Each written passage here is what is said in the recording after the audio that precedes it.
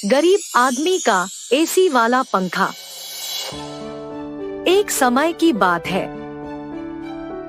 एक गरीब आदमी राम नामक व्यक्ति था। वह एक छोटे से गांव में रहता था। वह कठिन मेहनती था, लेकिन उसे अपने परिवार को सहारा देने के लिए काफी पैसे कमाने में कठिनाई होती थी। एक दिन गर्मी की तापमान बेहद ज्यादा बढ़ गई और राम का परिवार पीड़ित हो रहा था। उसके पास एक एयर कंडीशन खरीदने के लिए पर्याप्त पैसा नहीं था। इसलिए उसने फैसला किया कि वह अपना खुद का बना ले।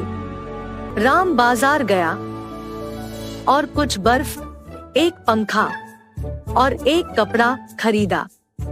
फिर वह घर चला गया और अपनी आविष्कार स्थापित की। उसने पंखे के सामने बर्फ रखी। उसने पंखे और बर्फ पर कपड़ा ढलाई। पंखा बर्फ से ठंडी हवा उड़ाता था और कपड़ा एक शीतल, ताजगी भरी हवा बनाती थी। राम के परिवार को उसकी आविष्कार से बहुत खुशी हुई। उन्हें अंततः गर्मी के दिनों में शीतल और सुखद रहने की क्षमता मिली। राम अपने आप पर गर्व महसूस कर रहा था कि उसने अपनी समस्या का समाधान निकालने की क्षमता दिखाई। उसे यह महसूस हुआ कि यदि वह गरीब है तो उसे अपने जीवन को बेहतर बनाने के तरीके ढूंढने की क्षमता अवश्य है। राम की आविष्कार को गरीब आदमी का एसी वाला पंखा के नाम से पहचान मिली। यह एक सरल आविष्कार था, लेकिन यह राम और उसके परिवार के जीवन में बड़ा अंतर कर दिया। यह भी दिखाया कि यदि आप गरीब हो तो आप फिर भी संसाधनशील हो सकते हैं और अपने जीवन को सुधारने के तरीके ढूंढ सकते हैं। एक दिन शहर से एक धनी व्यक्ति राम के गांव आया। वे राम की आविष्कार पर प्रभावित हो गया और उसने राम से पूछा कि क्या वह उसे बेच सकता है। राम पहले झिझक था, लेकिन अंततः सहमत हो गया। धनी व्यक्ति ने राम को अपनी आविष्कार के लिए एक बड़ी राशि दी और राम ने इस पैसे का उपयोग अपने परिवार के जीवन को सुधारने के लिए किया। राम की कहानी हम सभी के लिए प्रेरणादायक है। यह दिखाती है कि हम चुनौतियों का सामना करते हैं तो हम मेहनत करके और रचनात्मक बनकर उन्हें पार कर सकते हैं। राम की आविष्कार सरल है, लेकिन यह कई लोगों के जीवन में बड़ा अंतर लाने की क्षमता रखती है। हम सभी राम की कहानी से सीख सकते हैं और प्रेरित हो सकते हैं कि हम अपनी रचनात्मकता का उपयोग करके उन समस्याओं का समाधान करें जो हमारे सामने आते हैं।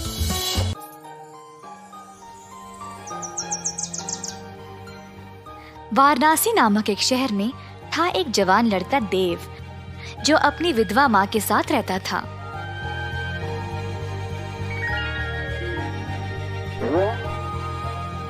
उनकी थी 1 एकड़ की जमीन, जिसमें वह काम करके अपनी रोजी रोटी कमाते थे। एक दिन अचानक से आए 2 सैनिक और देव को बिना उसकी कोई गलती कैद खाने ले गए।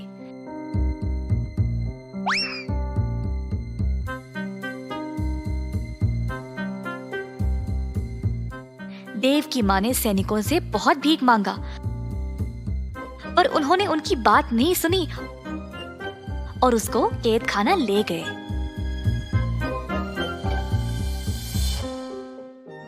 देव की माँ अब बेसहारा बन गई, क्योंकि उसका ख्याल रखने वाला और कोई नहीं था। इन सब की वजह से अब खेती का काम भी रुक गया। इसी तरह दिन बीत गए और सारा खेत सूख कर नष्ट हो गया। कमाने का उनका यही जरिया था और अब माँ के पास कोई खाना भी नहीं बचा। देव की माँ को समझ नहीं आया कि वह क्या करे। वह अपने बेटे से बात करना चाहती थी, शायद वो उसको बताए कि वह क्या करे। देव की माँ गई एक गुरुजी के पास एक पत्र लिखने में उनकी मदद मांगने। गुरुजी, मेरे बेटे को बंदी बनाया गया है बिना उसकी कोई गलती के। अब मेरा ख्याल रखने के लिए कोई नहीं रहा। कृपया आप देव के लिए मेरी तरफ से एक पत्र लिख दें। देव की माँ, आप जैसा चाहे मैं वैसा ही करूँगा। आप हौसला रखिए, सब ठीक हो जाएगा। गुरु ने पत्र लिखा।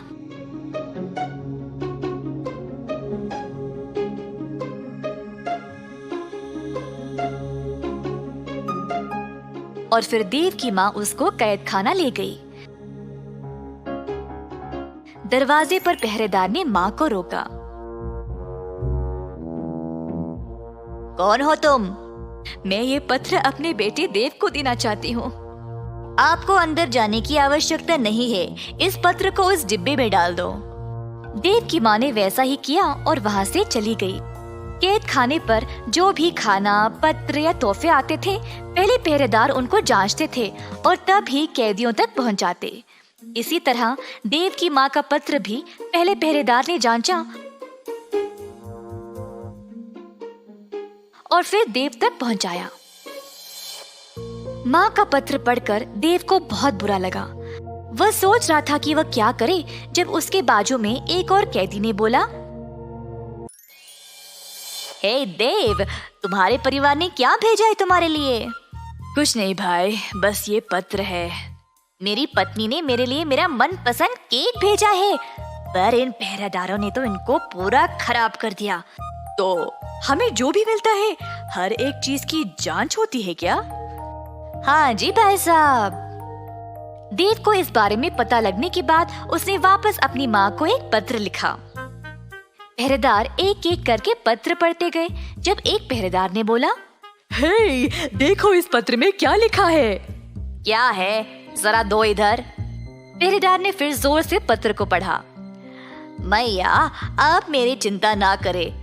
बहुत साल पहले बापू ने हमारे खेत में एक मटका छुपाया था जिसमें बहुत सारा सोना और खजाना रखा है। आप उस मटके को खोद निकालो और फिर उस धन से आपकी सारी परेशानी समाप्त हो जाएगी। अच्छा, चलो भाई, जल्दी जाकर इस खजाने को ढूंढ निकाले।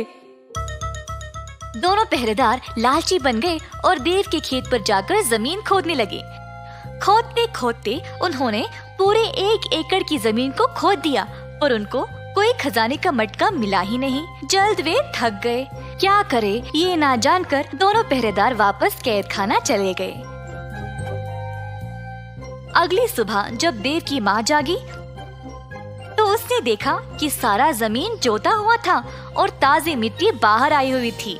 देव की माँ ने फिर से खेती बाड़ी का काम शुरू किया और अन्य बीज बोया। धीरे धीरे वह पैसे कमाने लगी और कुछ ही समय में उसने काफी पैसे जमा लिए, जिससे उसने अपने बेटे को जेल से रिहा करवा लिया। अगर मन से कोई चीज चाहिए होती है तो उसको पाने के लिए कोई ना कोई रास्ता निकल आता है।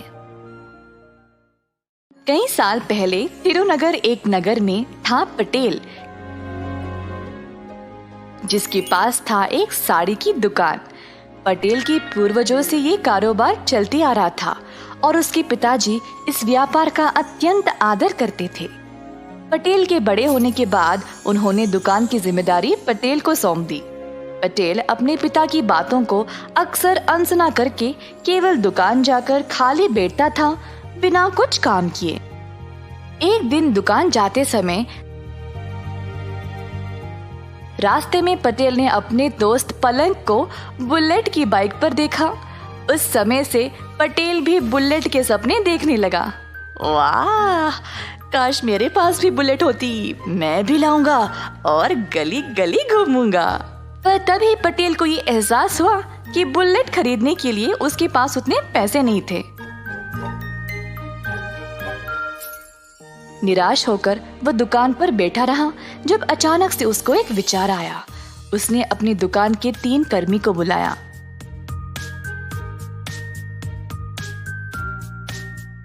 अरे जरा बताओ, हमारे पास पूरे कितने साड़ियाँ हैं? साहब जी, हमारे पास शायद लगभग 50 साड़ियाँ होगी। बस 50? मुझे कम से कम 150 साड़ियाँ बेचनी है। अब और 100 साड़ियाँ कहाँ से लाऊं? साहब जी, मेरा दोस्त एक थोक व्यापारी है। उसके पास एक साड़ी तकरीबन 100 से 250 रुपये के बीच में मिल जाएगी। माल हमारे जितना अच्छा नहीं है, पर सस्ता तो है।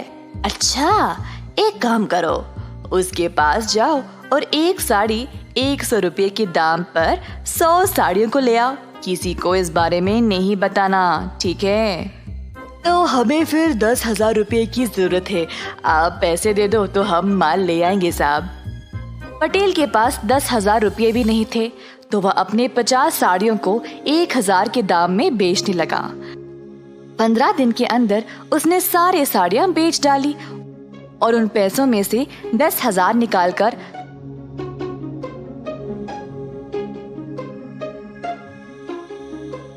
100 और साड़ियां खरीद ले आया। पटेल ने अपनी दुकान को ऐसे सजाया जिससे लोग आकर्षित होकर उसके दुकान पर आने लगे। एक साड़ी 1,000 रुपये के दाम पर खरीदने लगे। 1,50,000 कमाने के बाद पटेल ने अपनी मनपसंद बुलेट खरीद ली। एक दिन पलंग और उसकी पत्नी मनीषा बाहर जा रहे थे। रास्ते में मनीषा ने एक आदमी को साइकिल पर साड़ियाँ ले जाते हुए देखा। साड़ी वाले को रोककर पूछा, भैया कितने में बेच रहे हो? 100 रुपये में एक साड़ी मैडम। अच्छा, जरा मुझे दिखाओ। साड़ियों को देखने के बाद दोनों पलंग और मनीषा हैरान होकर एक दूसरे की ओर देखने लगे। सुनिए जी, पिछली बार मैंने ऐसी ही साड़ी पटेल की दुकान से 1,000 रुपये में खरीदा था। हाँ, सही बोला तुमने, कुछ तो गड़बड़ है। ऐसा कहकर पलंग और मनीषा ने साड़ी वाले को बाजार में लाया और सब लोगों को जमा किया। सुनिए सब लोग, मैंने ये साड़ी पटेल की दुकान पर 1,000 रुपये में खरीदा था और ये लड़का वही साड़ी 100 रुपये में बेच रहा है। ये तो धोखा हुआ। मेरे साथ जो हुआ, मैं नहीं चाहती कि आप लोगों के साथ भी हो, इसीलिए मैंने आप सब लोगों को यहाँ जमा किया है। ऐसा कहते हुए सारी भीड़ पटेल की दुकान की ओर चल पड़े। पटेल ने अपनी नई बुलेट के लिए पूजा करवाया और अपनी दुकान की ओर आया। दुकान के बाहर इतनी भीड़ जमा देखकर हैरान परेशान हो गया। 1,000 में एक साड़ी बेच रहे हो और ये एक पोछे के लायक भी नहीं है। तुमने 100 रुपयों की साड़ी को खरीदा और हम सबको 1,000 में बेच रहे हो। क्या ये ठीक है पटेल? सारी भीड़ पटेल के ऊपर टूट पड़ी और धमकी देने लगी कि अगर वो उनके पैसे वापस नहीं करेगा तो उसको शहर से बाहर निकाल दिया जाएगा। जब पटेल के पिताजी को ये खबर पहुंची तो वह तुरंत दुकान पर आ गए। सुनिए भाइयों और बहनों, सुनिए, कृपया आप सब लोग क्षमा कर दे। आप सबको हमारी दुकान के बारे में कई सालों से पता है ना। जो मेरे बेटे ने किया वो बहुत गलत है। मैं आप सबको पैसे वापस लौटा दूंगा, क्षमा करें। ऐसा कहते हुए पटेल के पिता ने सबको एक एक करके पैसे लौटा दिए। सबसे छोटे बेटे हो, इसीलिए इतना लाड़ और प्यार से पाला है तुमको। तुम पर दुकान की जिम्मेदारी सौंपा ताकि तुम भी अपने भाइयों की तरह सफल बन जाओ, पर उल्टा तुमने मुझे ही शर्मिंदा किया। अगर मेरी एक भी बात मानते तो आज ये नौबत नहीं आती। उस दिन पटेल ने अपना सबक सीख लिया और ऐसी गलती दोबारा जिंदगी में नहीं दोहराया। एक लंबे समय पहले एक गांव में नारायणा और कीर्तना नामक पति पत्नी रहते थे। कीर्तना घर पे बादाम का दूध बनाती थी और नारायणा उस दूध को बड़े बड़े मटकों में डाल के उन्हें बेचता था। नारायणा बहुत ही लालची स्वभाव का था। वो हमेशा ये सोचता था कि वो सबसे ज्यादा खुश रहे। नारायणा की पत्नी बहुत अच्छी बादाम दूध बनाती थी और इसी कारण सभी उसके पास आके पीते थे। अरे नारायणा, आज बादाम का दूध बढ़िया है। हाँ, तुम्हारे पास का दूध बहुत स्वादिष्ट है। ऐसे सभी उसके बनाए हुए बादाम के दूध का अभिनंदन करते थे। संकेत नामक एक लड़के को बादाम दूध बहुत पसंद होने के कारण उसकी माँ से पैसे लेके हर रोज बादाम दूध पीता था। ऐसे ही एक दिन संकेत अपने माँ के पास पैसे लेके नारायणा के पास जाता है। अंकल, मुझे आज 3 गिलास बादाम दूध चाहिए। ठीक है बेटा। ऐसे संकेत के पास पैसे लेके उसे 3 गिलास बादाम का दूध देता है। संकेत खुशी से वो पी के चला जाता है। अगले दिन जब संकेत उसके माँ से पैसे मांगने जाता है तब, माँ मुझे 50 रुपए दो ना। हाँ, 50 रुपए क्यों? बादाम दूध खरीदने माँ। हर रोज पीने के बावजूद और पीने का मन कर रहा है। आज तुम्हें देने के लिए मेरे पास पैसे नहीं हैं, कल दूंगी। नहीं, मुझे आज ही पीना है, मुझे अब भी पैसे दो। संकेत, बात सुनो बेटा, कल मैं तुम्हें बादाम दूध पीने के लिए जरूर पैसे दूंगी। पैसे ना मिलने के कारण संकेत उसके घर से दूर एक पेड़ के नीचे बैठ के रोता है। उसी रास्ते से गुजर रहे एक साधु बच्चे का रोना सुन के उसके पास जाते हैं। बेटा, कौन हो तुम? क्यों रो रहे हो? मेरी माँ ने मुझे बादाम दूध पीने के लिए पैसे नहीं दिए, इसीलिए रो रहा हूँ। रोना मत बेटा, आज से तुम जो चाहोगे वो होगा। ऐसी शक्ति मैं तुम्हें दे रहा हूँ, लेकिन याद रखना, अगर तुम्हारे सहारे किसी ने इसका सही उपयोग नहीं किया तो तुम ये शक्ति खो दोगे। ऐसे कह के वहाँ से साधु चले जाते हैं। मैं जहाँ बादाम दूध पीता हूँ वहाँ का सारा दूध मुझे ही मिलना चाहिए। ऐसे मांगते ही नारायणा के पास के सारा बादाम दूध संकेत के सामने प्रत्यक्ष होता है। उसकी आंखों के सामने उसका मनपसंद बादाम का दूध देख के संकेत शाम तक सारा दूध पी के खुशी से घर वापस लौटता है। लेकिन दूध कहाँ गया ये नारायणा को पता नहीं चलने के कारण वो दुखी होके घर लौटता है। अगले दिन भी जब वो बादाम का दूध लेके जाता है तो वहाँ से दूध गायब हो जाता है। उस कारण वो घबरा के ढूंढने लगता है, लेकिन शाम तक ढूंढने पर भी नहीं मिलता है और ऐसे ही दुखी होके घर के लिए निकलता है। रास्ते में उसे एक पेड़ के नीचे उसके मटके के जैसे कुछ दिखाई देता है और वो उसके पास जाता है। अरे, इन्हीं मटकों में तो मैं बादाम के दूध लेके बेचता हूँ। ये यहाँ कैसे आए और कौन लेके आया होगा? मुझे जानना ही होगा। ये सोचते सोचते वो सारी रात नहीं सो पाता है। नारायणा अगली सुबह उठ के हमेशा की तरह बादाम का दूध मटके में भर के बेचने चला जाता है, मगर थोड़ी ही देर में सारे मटके गायब होते देख सोच में पड़ जाता है। हाँ, अब भी दूध गायब हो गया। अगर मैं उस पेड़ के पास जाके देखूंगा तो शायद कुछ पता चलेगा। ऐसे सोचकर उस पेड़ की ओर चलता है। वहाँ उस पेड़ के नीचे संकेत को देख नारायणा आश्चर्यचकित हो जाता है। वो उसके पास जाता है। तब संकेत दुकानदार को खुद उसके पास आते देख दंग रह जाता है। संकेत, तो तुम मेरे बादाम के दूध को गायब कर रहे हो? ऐसे पूछने पर संकेत डर के मारे चुप रहता है। तुमने ये सब कैसे किया? अगर तुम सच बोल दोगे तो मैं तुम्हें कुछ नहीं कहूँगा, वरना ये बात सबको बता के इस सब का पैसे ले लूंगा। अगर मैं इस अंकल को सच नहीं बता दूंगा तो मेरी माँ को सब पता चल जाएगा। माँ मुझ पे गुस्सा करेगी कि इतने पैसे देने पड़ गए। ऐसे सोच के उस आदमी के जोर से पूछने पर सब सच बता देता है।